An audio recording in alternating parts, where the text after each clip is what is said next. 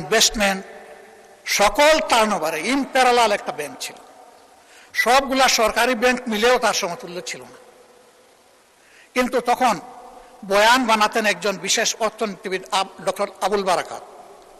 তিনিও আঙ্গুল তুলতেন জামাত ইসলামের দিকে যে এখান থেকে জামাত ইসলামী হাজার হাজার কোটি টাকা নিয়ে যাচ্ছে। তার এই বয়ানের ভিত্তিতেই শেষ পর্যন্ত এই ব্যাংকে অভ্যুত্থান করা হলো, দখল করা হলো, 15.5 বছর দুঃশাসন চালানো হলো। কই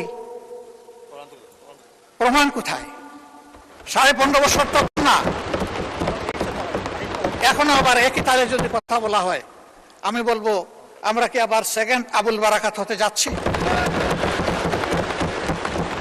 আন্দাজ অনুমানের ভিত্তিতে কোন মহিলার কোন কোটেশন সংসদের মতো একটা প্রেস্টিজিয়াস জায়গায়, এগুলো আসলে আমরা আশা করি না। ওই মহিলাকে সংসদে হাজির করা হোক, যদি কোনো প্রভিশন থাকে সংসদে গণশুনানি হোক, অসুবিধা নাই। আরডিএস প্রকল্প কোনো দলের নয়, কোনো ধর্মেরও নয়।